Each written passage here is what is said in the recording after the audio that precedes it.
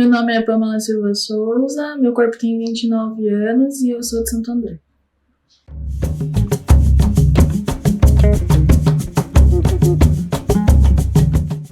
Quando eu era criança, eu sempre fui uma criança meio estranha, meio esquisita, que gostava de uns negócios que normalmente ninguém gostava. Eu via gente que não estava aqui, eu conversava com gente que não estava aqui.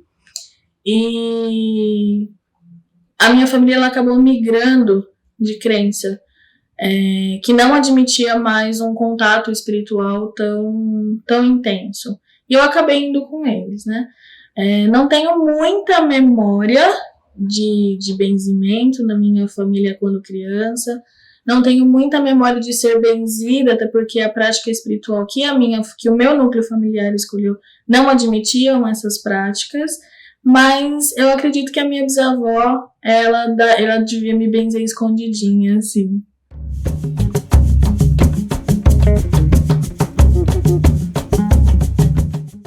Eu fui descobrir que os meus antepassados benziam no dia da morte do meu bisavô, quando eu fui no velório dele e eu encontrei o tercinho da minha bisavó Rosário. E aí, no dia anterior eu tinha feito a primeira aula do Florescer Bento e no dia seguinte eu fui pro velório do meu bisavô e encontrei um tercinho cor-de-rosa. E fui perguntar pra minha avó de quem que era aquele tercinho cor-de-rosa, e a minha avó, mãe do meu pai, disse que era o terço que a minha bisavó benzia. E até então eu não sabia da história de benzedeiras da minha família. Não era uma coisa muito conversada, não era uma coisa muito comentada. E aí depois que eu fui começar a perguntar e cavucar, e aí eu sabia como que ela benzia. Eu comecei a aprender como ela benzia, com as pessoas que a conheceram. Não tive a oportunidade, infelizmente, de ter essa conversa com a minha bisavó. Ela benzia com uma faca riscando o chão do sítio, ela benzia com um terço, levando uma criança que estava chorando muito para dentro, ela entrava no quarto com um terço e ela saía com aquela criança dormindo. O que ela fazia, a gente não sabe até hoje. Ela benzia muito com faca, ela cuidava muito daquela comunidade. Então, para além da função de benzedeira, ela ia fazer curativos, ela trocava os curativos das pessoas, fazia aplicação de medicamento, fornecia comida, água, abrigo, o que fosse necessário. E ser benzedeira era só uma consequência da bênção que ela sempre foi. A minha bisavó, ela era um ser muito doce, que eu de verdade não sabia o que ela estava fazendo aqui na Terra, porque ela não precisava aprender nada. Ela não precisava aprender sobre amor, ela não precisava aprender sobre compaixão, ela não precisava aprender nada disso.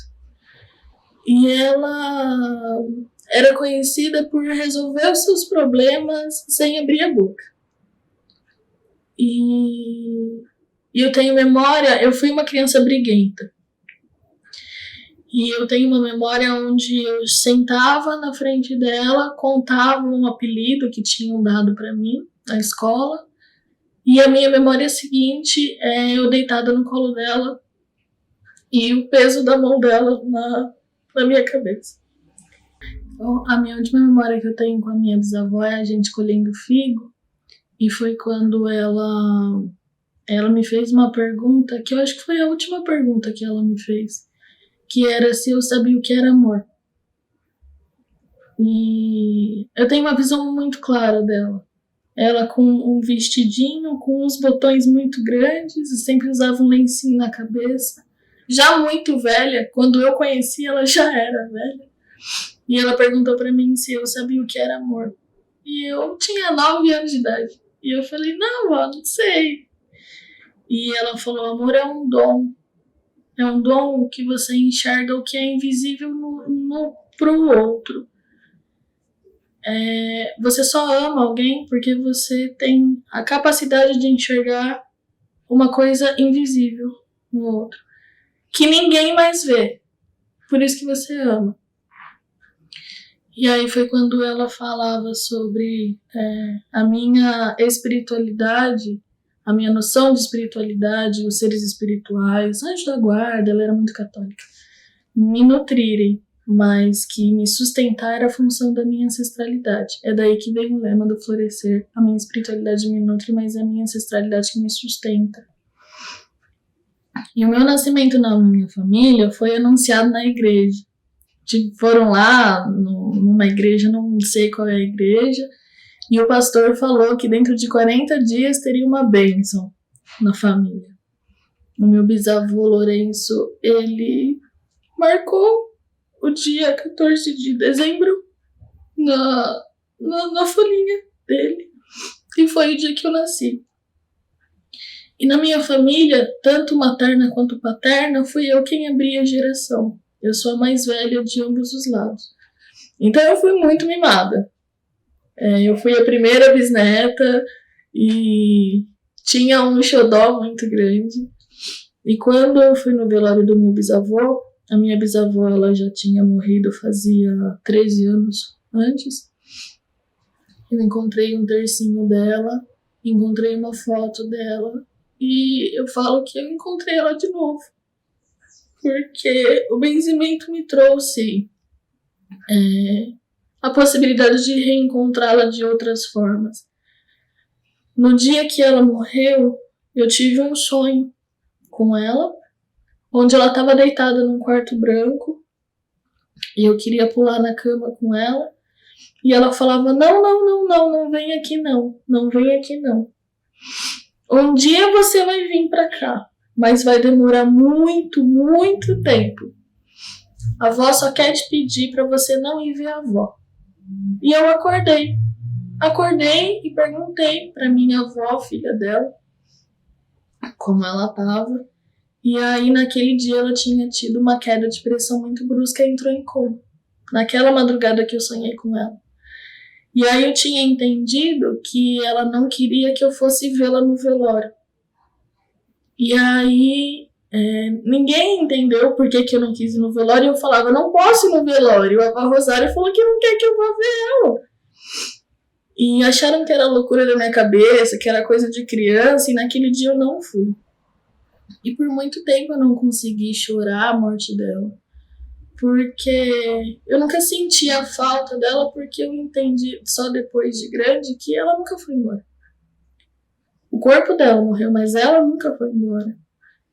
E aí hoje, em todos os lugares que eu vou colocar benzedor na terra, eu levo esse tercinho dela e levo todos os ensinamentos dela. Uma vez eu fui dormir lá, um sítio em Extrema, que foi da minha tataravó. No sítio eu sou a 5ª geração já. E tinha uma barata passando. E eu falei, vó, mata barata. E ela falou, fi, foi você que deu a vida pra barata?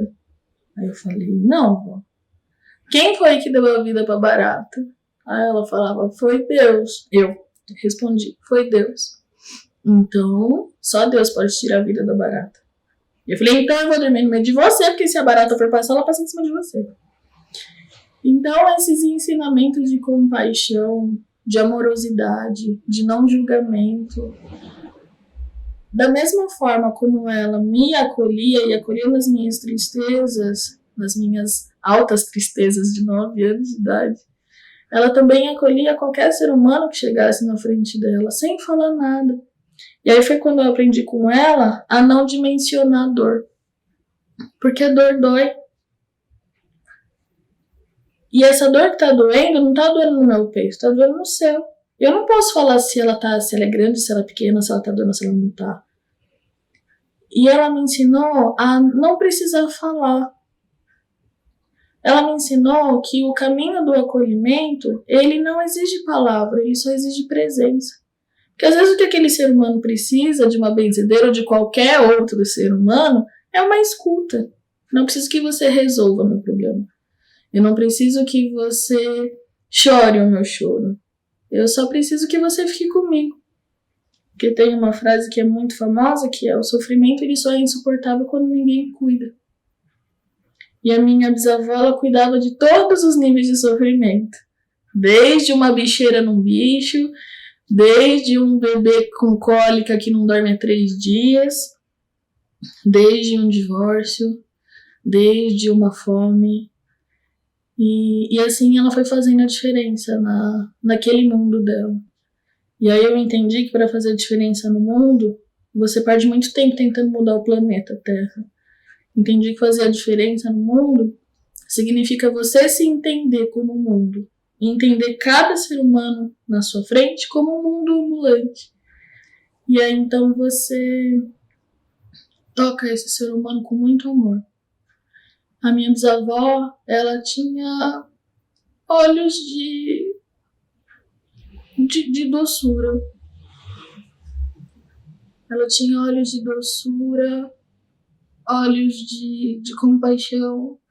Você sentiu o ser humano mais amado na frente dela. E aí todas as suas dores e todos os problemas que você tinha ficava tão pequeno. Mas tão pequeno. Porque esse é a mágica do amor, esse é o poder do amor. Quando você se sente amado e você é verdadeiramente amado e se percebe verdadeiramente amado, não é um apelido que vai te desestabilizar. Não é uma fechada de trânsito que vai me desestabilizar. Eu sou amada. E aí foi quando ela me ensinou, naquela mão pesada, era pequenininha, mas naquela mão pesada na minha cabeça, que o caminho do acolhimento é o caminho do amor. A pessoa que se sente acolhida, ela se sente amada. E a pessoa que se sente amada, ela se sente empoderada para resolver as suas próprias questões. Então ela não precisava ir lá na escola e falar: parem de chamar minha bisneta de briguenta. Ela me lotava de amor.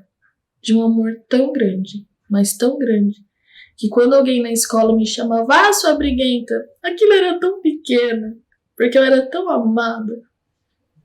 E às vezes eu sonho com ela, e na minha crença espiritual, os ancestrais, eles podem fazer contato. E que bom, né? Porque Deus o livre ficar sem o amor de um ancestral só porque ele perdeu o corpo físico dele. Às vezes ela me benze, às vezes a gente conversa, às vezes ela só me dá colo. E quando eu começo a me perder, ou o sofrimento do mundo, ou o sofrimento da pessoa que está na minha frente, conversa com o meu sofrimento e deixa o meu sofrimento gritar muito alto, eu lembro dos olhos dela. Eu tenho uma foto dela a cada lugar. Assim, a cada parede, ando com ela no meu bolso, ando com ela na minha carteira, porque ela tinha o que chamam de olhar da benzedeira. Eu espero um dia conseguir, se eu conseguir ser metade do que ela foi, já tá muito bom. Mas no último benzimento que ela me benzeu, ela rezava para que eu tivesse coragem de não ser como ela, que eu tivesse coragem de ser como eu, e que isso ia bastar. Então, esse foi o meu contato inicial com o benzimento na minha família. Depois fui descobrir que a mãe dela, minha tata Rita, também era benzedeira indígena, também era benzedeira.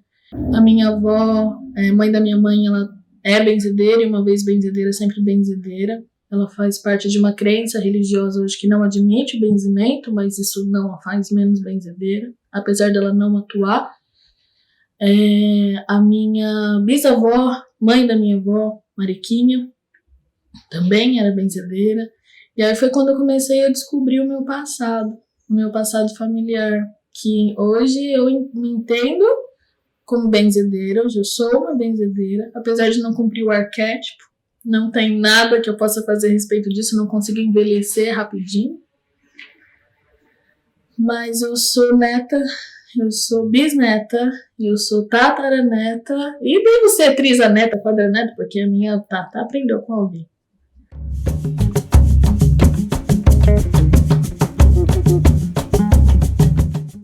O caminho que me trouxe até onde eu tô, ele veio de um acolhimento espiritual muito grande desde sempre. Apesar da minha família ela ter uma crença específica onde não se admite muitos contatos, essa coisa de ver o mundo de lá, ouvir o mundo de lá, interagir com o mundo de lá, sempre teve na família. Mas você foca numa religião. Eu passei por um trauma muito grande, onde ele fez com que todo o meu padrão de crença caísse por terra. E aí eu falei, bom, não faz sentido continuar. Tudo isso que eu aprendi não bate com o que aconteceu. Ou eu vou ficar só vivendo uma vida de forma mecânica, ou eu vou buscar outros caminhos. E aí foi quando eu comecei a desbravar. Surtei minha mãe, surtei minha avó. Que aí eu comecei a ir num caminho muito contra, que depois eu fui descobrir que era só uma retomada. Porque a minha família fez muito balacobaco antes de entrar nessa crença específica. E eu só retomei o balacobaco. E a minha mãe, ela falava, da onde que você tira essas coisas? Como que você tem essas curiosidades? Sua avó fazia essas coisas, mas nunca foi falado.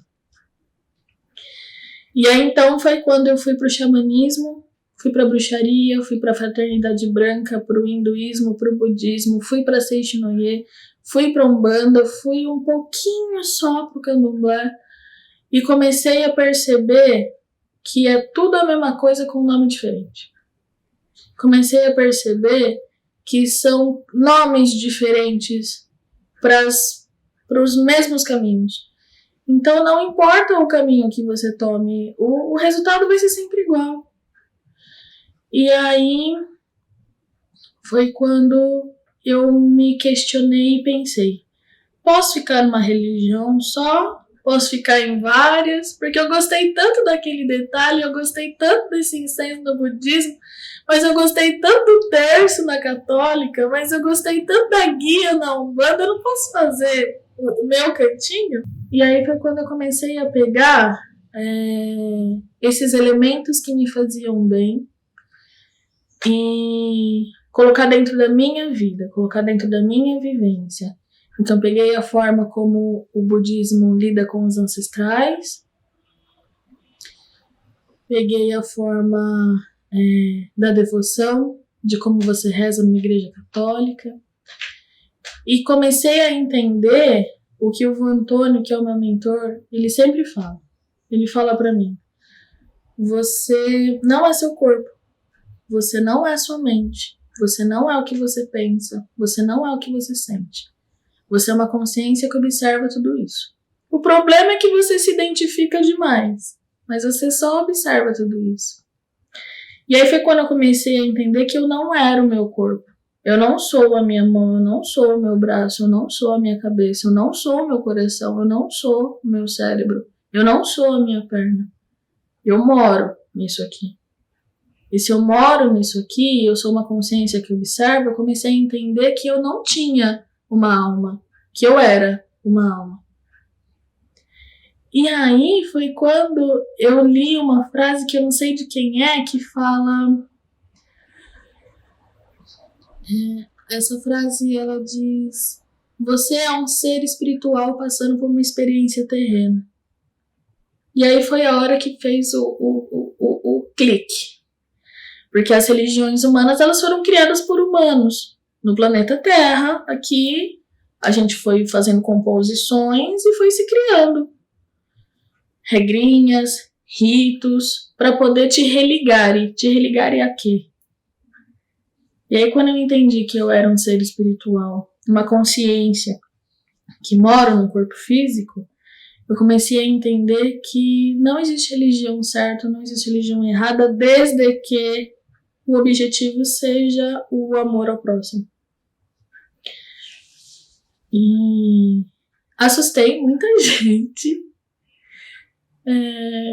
Mas a minha família começou a se acalmar quando percebeu que essa minha busca, apesar de muito estranha inicialmente para eles, me transformou numa pessoa muito mais calma, me transformou numa pessoa muito mais serena, numa pessoa muito mais tranquila.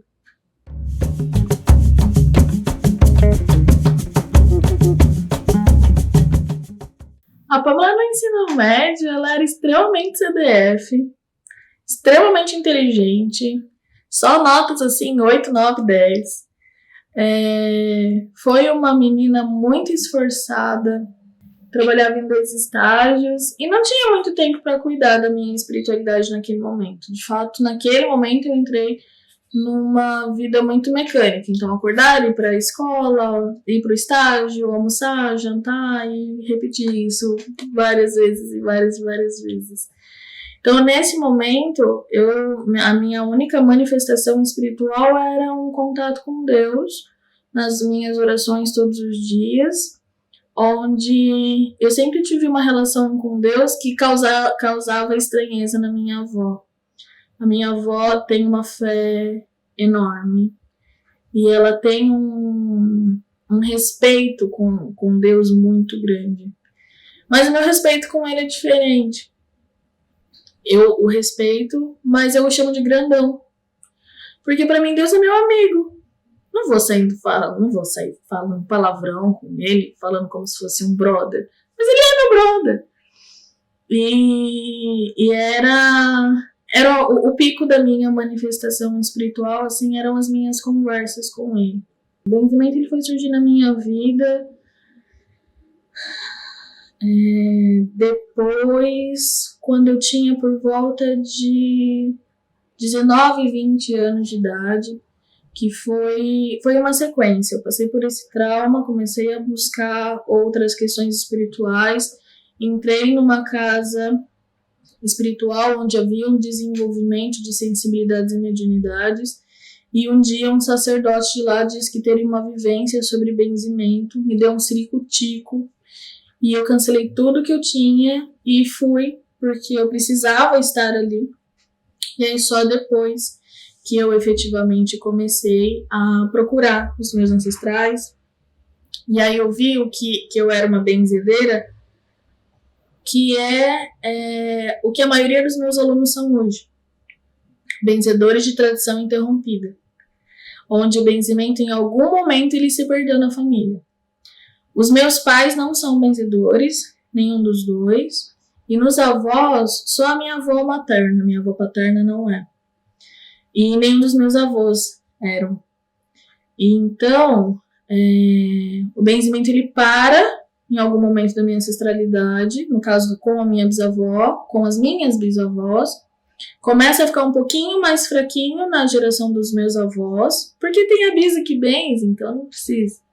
Os meus pais não, e aí eu vim e retomei o benzimento, e agora não vai acabar. Não sei que meus filhos não queiram aprender, não vou forçar nada, né? Mas... E aí foi quando eu comecei a entender que existiam muitos benzedores de tradição interrompida.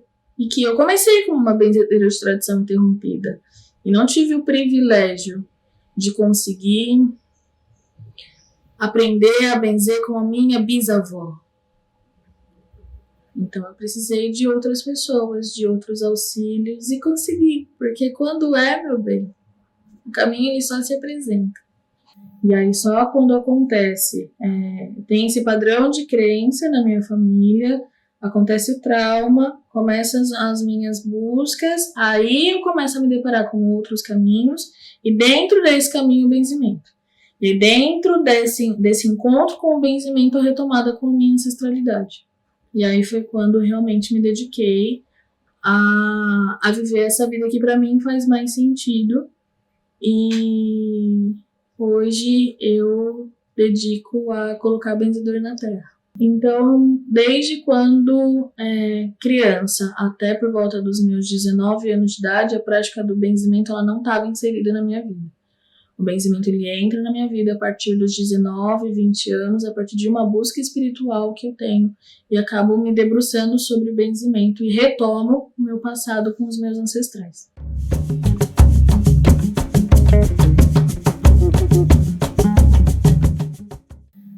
No ensino médio, eu prestei o vestibular para a faculdade de Direito. Eu já trabalhava no Tribunal de Justiça. Comecei muito nova no tribunal e me encantei pelo direito. Me encantei. A primeira vez que vi um processo na minha mão, eu falei, meu Deus, é isso. E aí, então, eu me inscrevi para a faculdade de Direito, passei de primeira na faculdade de Direito e consegui entrar, cursei até o 4º ano. O meu plano de vida era a magistratura. Eu foquei e disse, eu serei uma juíza. Então, eu cursei a faculdade de Direito até o 4º ano, sou conciliadora e mediadora formada pela Escola Paulista de Magistratura, trabalhei no Tribunal de Justiça por 7 anos, tanto com os oficiais de justiça, quanto dentro dos cartórios, quanto fazendo audiências de conciliação e mediação, quanto dentro dos gabinetes com juízes. Mas um dia eu fui tentar fazer a minha rematrícula e eu não tinha o valor suficiente para conseguir fazer a minha rematrícula. Esse trauma que eu cito aconteceu no meio da faculdade, no meio do período da faculdade, o que acabou me desestabilizando também para conseguir seguir a faculdade. E aí, então, quando eu fui tentar fazer rematrícula, não consegui fazer por questões financeiras, tranquei a faculdade. E aí é essa linha do tempo. Enquanto eu estou fazendo a faculdade de Direito, acontece esse fato, eu começo a buscar outros caminhos espiritualmente falando, e aí a vida ela me arranca do direito, porque todas as vezes que eu tentei voltar para ele, eu simplesmente não consegui, ao ponto que um dia o direito acabou na minha vida e eu pedi para minha mãe uma orientação. Eu falei, mãe, acho que vou voltar para a faculdade para acabar, né? Eu sou boa nisso, eu sou muito boa nisso. E eu queria fazer psicologia, né? Agora acho que faz mais sentido, mas, poxa, falta tão pouquinho do direito. E a minha mãe, ela me autorizou a ser quem eu era naquele momento, não quem eu fui. Não a Pamela que começou, não a Pamela do passado, mas a Pamela de agora. E aí ela disse, 2 anos da faculdade de Direito para acabar tudo que você tem, ou 2 anos de psicologia, você já tá na metade. Tudo bem que você já tenha escolhido, mas o que você quer para você agora? E aí, então, quando ela me autorizou e ela me chamou para eu decidir para onde que eu ia para minha vida, eu fui para o que fazia mais sentido para o meu coração. Porque eu comecei a perceber no direito, nas audiências, né, que às vezes tinha advogado que não fechava o acordo porque não ia ganhar um honorário. Comecei a ver algumas formas de se decidir processos que eu não concordava. E eu comecei a vi briga de advogado em audiência se pegando, assim, se batendo. E foi quando eu entendi o que é um processo. Um processo é quando 2 ou mais pessoas têm uma questão que não conseguem resolver sozinhas e acionam um poder maior para poder tomar a decisão por eles. Só que as coisas que eu vi dentro, assim, na prática, no dia a dia, foi consumindo meu coração. E aí, nesse momento em que minha mãe me dá essa chamada de vamos olhar para onde você está e vamos olhar para quem você é agora e para onde você quer ir, não o caminho que você já fez, eu vi que eu me daria muito bem no direito, porque eu sou realmente muito boa nisso. Mas isso ia cobrar um preço muito caro no meu coração. Processos de família, processos de abandono, processos de júri que são crimes contra a vida. Às vezes a gente não percebe, Mas a gente acaba escolhendo um caminho profissional onde você vai dedicar 8 horas do seu dia, no mínimo, e você não percebe o quanto isso vai corroendo a sua vontade de viver. Quanto isso vai corroendo a sua vontade o quanto isso vai manchando o seu coração aos pouquinhos, e quando você vai ver já tem um rombo nele. Então, o lugar com que você se destina a trabalhar, que você escolhe trabalhar, o seu servir que você coloca no mundo, entendendo que você está dedicando para esse trabalho um tempo que nunca mais vai voltar na sua vida, precisa fazer sentido para você e para o seu coração também. Infelizmente, pelo sistema que a gente tem, pelo nível de desemprego que a gente tem, nós temos fotógrafos fantásticos que não conseguem exercer o seu dom e colocar o seu dom na terra. Eu falo que eu sou muito abençoada e agradeço muito e também fiz muito por onde consegui ocupar o lugar que eu ocupo. E aí foi quando eu entendi que me dedicar a uma prática espiritual, que me dedicar a uma prática ancestral e fazer disso um resgate cultural não mancharia meu coração. Então eu poderia me dar, ser muito boa em qualquer coisa que eu escolhesse fazer na minha vida, porque eu tenho um comprometimento muito grande com o que eu faço. E quando você se compromete com uma coisa que você faz, fatalmente você vai ser bom. E aí eu escolhi o que não mancharia o meu coração. E o que eu, lá no meu leito de morte, quando eu for morrer, eu poder falar, valeu, foi muito bom. Usei meu tempo de vida, gastei meu tempo de vida numa coisa que salva meu coração, não que mancha o meu coração. E eu espero que, de verdade, todo mundo possa ter essa oportunidade de colocar o seu servir e se contentar com isso.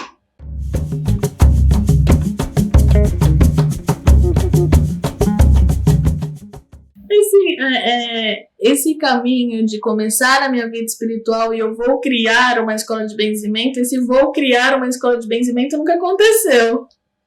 A escola de benzimento aconteceu. Eu nunca imaginei na minha vida fundar uma escola de benzimento. Eu nunca imaginei na minha vida ser professora. Eu estava me preparando para ser uma juíza. Eu nunca imaginei na minha vida estudar técnica didática para poder ensinar pessoas das mais variadas idades numa mesma aula. Eu queria ser juíza. E aí foi quando, num processo de tristeza muito profundo, eu me isolei. Eu me isolei do mundo. Então acontecia coisas comigo, desde ver um filme legal, ou sei lá, tomei um cappuccino, e eu não tinha com quem dividir. E não foram as pessoas que se afastaram tão somente. Eu me afastei, eu me fechei. E então foi quando eu compreendi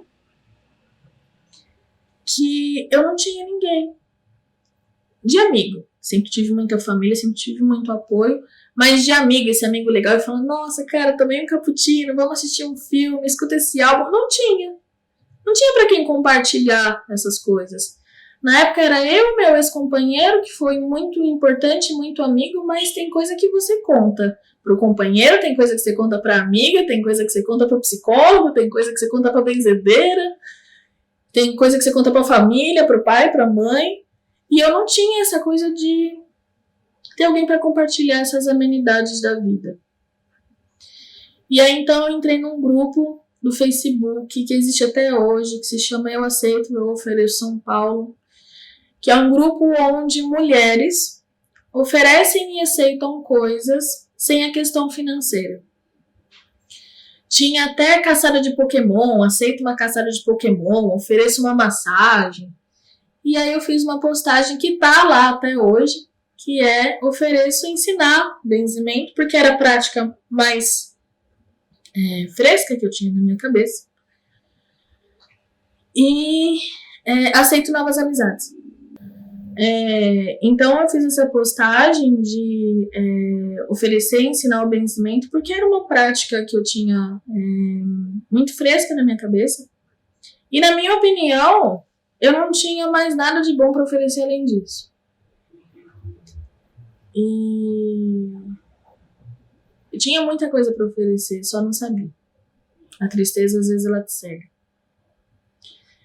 E aceitava novas amizades. E aí eu achei que seria o quê? 2 pessoas num parque, um bate-papo informal. No dia seguinte, estava lá 17 pessoas. E eu falei, tomei. Eu nunca dei uma aula na minha vida. Eu não sei dar aula. Eu sei fazer audiência, naquela época. Eu sei fazer audiência, sei fazer conciliação e mediação lindamente. Mas aula? 17 pessoas? Meu Deus do céu. Tá, mas eu vou. E aí foi quando eu comecei a deixar a vida fazer e tentar parar de controlar os acontecimentos dela. Marquei para uma quarta-feira. Mas marquei assim, só vou só. Foi quando então meu mentor, o Antônio, que é também o mentor da escola, ele é uma consciência espiritual que não tem um corpo humano, mas está muito mais vivo do que muita gente que tem corpo. Ele disse, se você não fizer isso direito, você não vai fazer. Meu nome é Antônio. E eu, vozes loucas na minha cabeça. E não dei muita bola. Na quarta-feira, as 17 pessoas desmarcaram por motivos completamente alheios e diferentes um do outro. Ele fala que deu um baita de um trabalho arrumar compromisso para cada um, mas que ele faria de novo. Quando a última pessoa desmarcou, ele disse, meu nome é Antônio. Se você não fizer isso direito, você não vai fazer. E eu falei, opa, esse Antônio tá falando sério. E então foi quando eu realmente comecei a dar o meu melhor. Me enfiei em artigos acadêmicos sobre benzimento, me enfiei revisitando as aulas que eu tive com aquele sacerdote que me ajudou, me enfiei em bibliografia de benzimento, em livros de benzimento, ganhei o meu primeiro livro de benzimento do meu antigo companheiro. E aí falei, tá, pronta não sei se eu tô, mas eu vou. Eu estava preparada, mas pronta a gente não sabe se tá. Nesse dia eu recebi uma ligação da minha avó, falando que o meu bisavô, vô Lourenço, esposo da avó Rosário, tinha tido um AVC. E os médicos estavam chamando para se despedir. Porque ele iria tomar um anticoagulante, já tinha 96 anos de idade, cirurgia não era uma opção. Poderia ou dar bom ou dar ruim. Já estava tudo pronto, estavam todas confirmadas. E eu tenho uma noção de comprometimento. Então, no dia, era também uma quarta-feira, dia 17 de agosto de 2016, onde eu fiz uma oração para esse Deus africano, pedindo para ele segurar o meu bisavô. Eu falei, eu vou rapidinho ali, prometo. E aí eu vou me despedir, porque eu precisava honrar o meu comprometimento. Tinham 17 seres humanos que se comprometeram a dedicar um tempo de vida, mas também tinha o meu bisavô, que era o amor da minha vida. E aí eu fui. Peguei o trem, e aí eu fiquei vendo os trilhos, e os meus bisavós, eles se casaram quando eles tinham 13 anos de idade. Meu bisavô morreu com 96. Ela morreu 13 anos antes dele. E todas as noites ele dava um beijo na foto dela e falava boa noite. E aí eu vi que não seria justo segurar ele aqui. Porque não vai dar tempo. Não é justo. E aí eu fui para essa aula e fiquei me culpando. Porque a gente não aproveita o tempo com quem a gente ama quando tá aqui. Ir pra Extrema e passar uma tarde com ele era 1h30 só. Mas sempre ficava adiando, sempre pro final de semana que vem, sempre pro final de semana que vem. Um dia o final de semana que vem não chega. E eu fui pra aula, montei o meu altarzinho, chamei esse Antônio, que até então eu não sabia, mas sabia que ele era o chefe, que ele estava comandando. Que só depois eu fui lembrar de outras histórias com ele, que ele sempre esteve presente na minha vida inteira. Meu amigo imaginário chamava Tonho e eu tomava café com ele todos os dias, quando eu tinha 3 anos de idade. Eu ajoelhei e falei, eu não tenho a mínima ideia do que eu tô fazendo, me ajuda, amém. E ali eu comecei, nunca tinha dado uma aula na vida. Quando foi mais ou menos no meio da aula, eu ouvi uma voz na minha cabeça que falava, seu avô tá indo. E eu falei, tô preocupada, né? Imagina. Deu mais 5 minutos, o seu avô vai ir. O seu avô foi. Bobagem, tô preocupada, foca, Pamela, foca. 5 minutos, meu celular disparou tocar. Era meu antigo companheiro. E eu atendi ele, eu falei, meu avô morreu, né? E ele falou, morreu. Eu falei, o Antônio avisou. Não era loucura da minha cabeça. Naquele momento, o tempo parou. Porque quando alguém que você ama muito morre, outro planeta Terra começa a existir. Um planeta Terra que você não quer viver, mas que você não tem como. Não é uma escolha. Só acontece. E a minha vida inteira eu tive bisavô.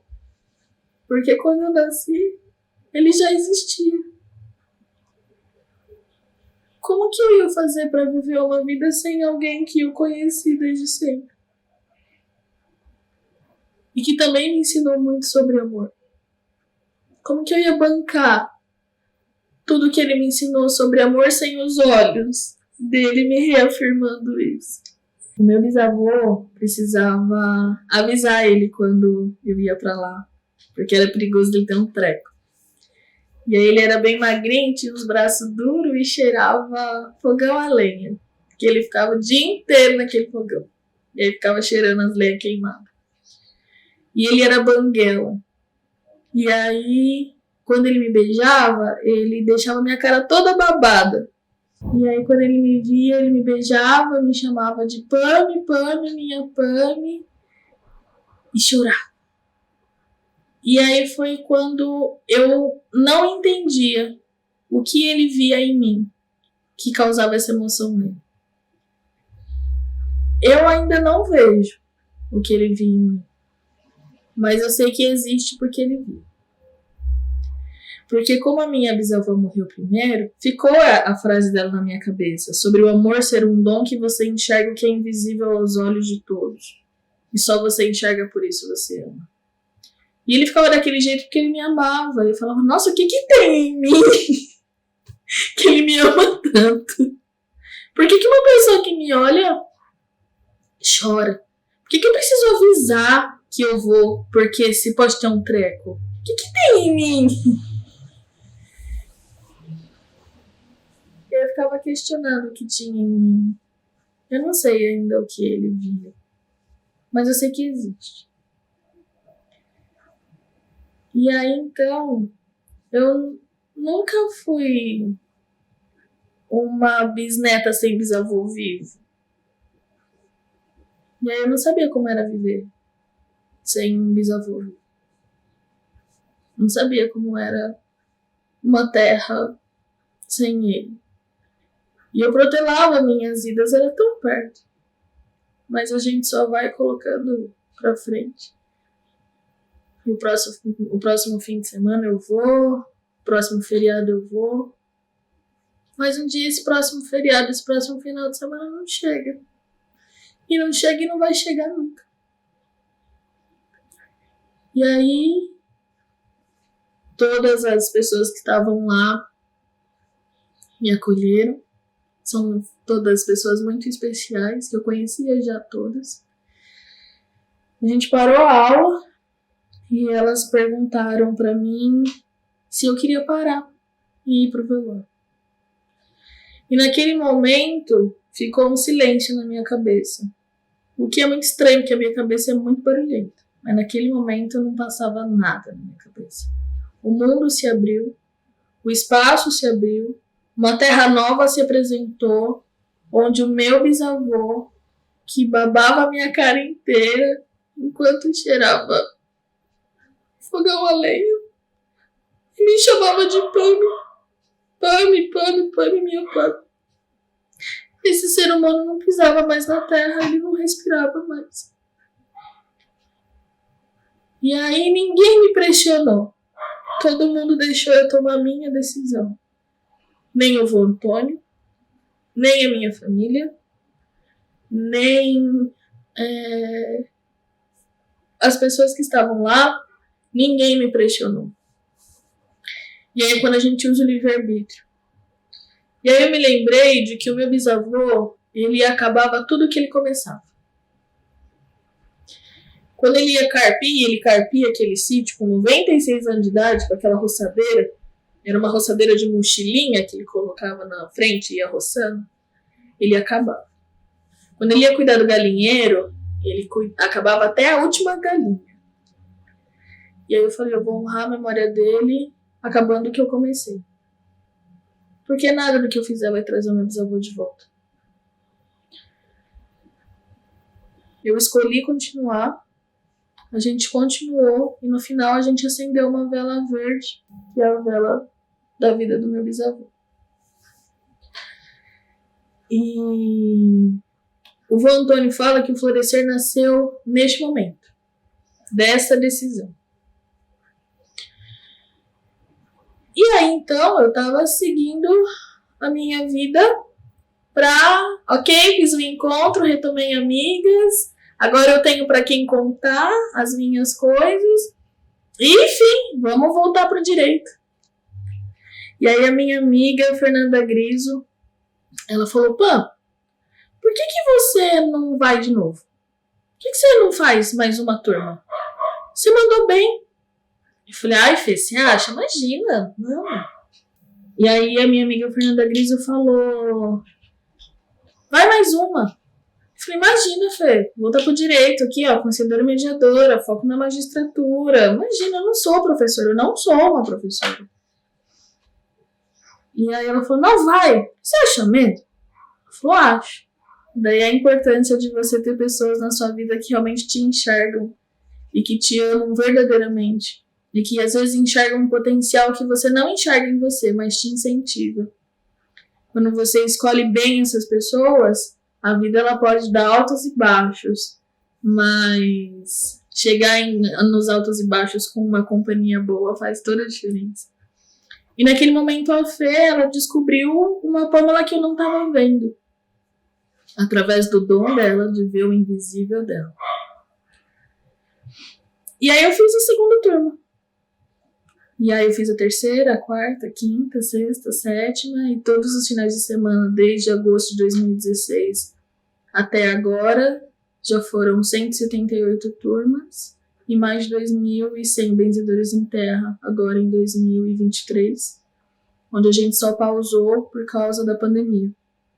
A gente parou, suspendeu as aulas presenciais de março de 2020 até janeiro de 2022.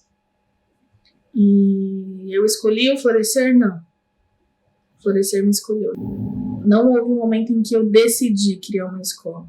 Quando eu vi, eu já tinha uma. Quando eu vi, eu já tinha turmas. Quando eu vi, eu já tinha agenda.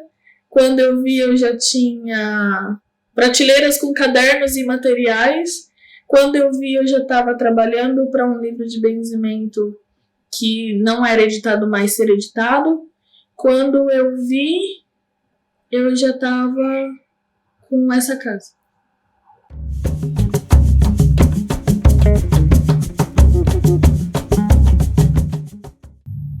Teve um momento difícil que eu tive muito medo. Quando eu estava abrindo os eventos, fechava os olhos e eu via rostos atrás de rostos. Era muita gente. Muita gente. Gente que eu não conhecia. Só depois eu fui entender que eram todas as pessoas que iriam cruzar o meu caminho, que eram os ancestrais dessas pessoas que iriam cruzar o meu caminho, que eram os bentos que benzem junto com os benzedores, que seriam ainda meus alunos no futuro. Mas eu tive uma crise de ansiedade. Foi quando eu fui conversar com uma benzedeira, que ela é fantástica, ela se chama Rose, e ela é muito devota de Maria. E eu falei, Rose, é muita gente, eu não vou dar conta. Não vai dar, eu vou desistir disso daqui enquanto tá começando, porque assim, deixa, já era. Não é meu rolê, eu vou voltar pro direito, é demais, não sei, não vou dar conta. E ela falou pra mim, se você não fosse dar conta, você não tinha nem começado. Se Maria te confiou essa missão, é porque você dá conta. E aí foi quando eu comecei a viver de uma forma de vai com medo mesmo. Morro de medo. A quantidade de trabalho é insana. Já cheguei a ter 2 estafas, tive um burnout recentemente. Trabalhava errado. Trabalhar 16 horas por dia. Porque tudo que é visto no Florescer sou eu sozinha que faço por enquanto. Tudo. Desde comprar material, preparar o material, arrumar a agenda, tudo sou eu que faço sozinha. E dá muito medo. E é desgastante fisicamente, desgastante mentalmente. Mas eu só tenho uma vida, que é essa aqui. E eu preciso viver ela de um jeito que quando eu morrer eu possa falar valeu a pena. E o que responde meu vale a pena é poder multiplicar o que abençoa o mundo. Porque aí eu sei que quando eu morrer, o benzimento não vai. Eu sei que quando eu morrer, o quebranto não vai morrer. A erisipela não vai morrer. Um parto não vai morrer. Um luto não vai morrer. Mas vai ter gente aqui capacitado para aliviar o sofrimento do outro. É isso que justifica o meu vale a pena.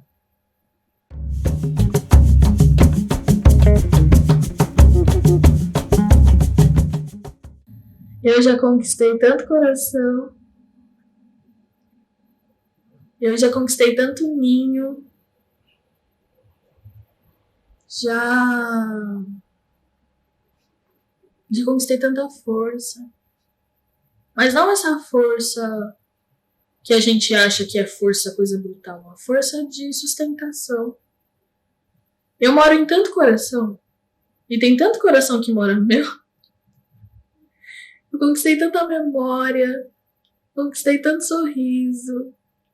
Eu conquistei tanta bênção. Que antigamente eu falaria que eu não sei se eu sou digna. E hoje eu aprendi que eu sou digna de toda a bênção do mundo, assim como qualquer ser humano é digno de toda a bênção do mundo. Não é um trabalho fácil. É um trabalho muito meticuloso, que exige várias camadas. Que cansa muito. Mas que é o que faz eu descansar gostosinha. Eu acho que a minha maior conquista no Florescer Bento, na escola, é ter conquistado a minha paz.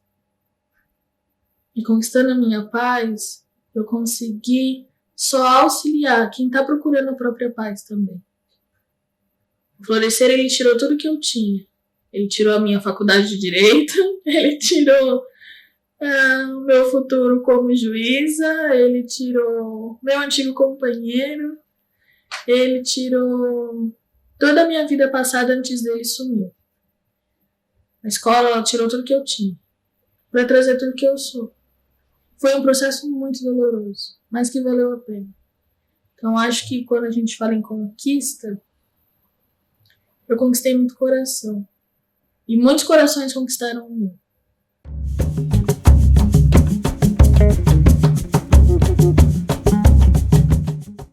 Florescer Bento atualmente tem 178 turmas. As atividades elas só foram interrompidas por conta da pandemia, senão teria muito mais. Atualmente a gente já tem mais de 2.100 benzedores em terra. A nível nacional, com a estrutura que a gente tem, eu não conheço maior, mas também não fico focando nisso, em ser mais, ser menos. Não, números não encantam meus olhos. Mas de forma estruturada, organizada dessa forma, eu não conheço outra a nível nacional. Conheço outras pessoas e reverencio outras pessoas também, que também dedicam a vida a isso, a colocar benzedor na terra. Mas as pessoas que eu conheço, elas têm o benzimento como também trabalho, fazem outras coisas muito lindas e também o benzimento. O florescer, ele é só benzimento. Eu dedico a minha vida só ao benzimento. Isso não faz o trabalho melhor ou pior. É só que o meu foco, ele é só benzimento. O Florescer Bento, ele é uma escola de benzimento. Ponto.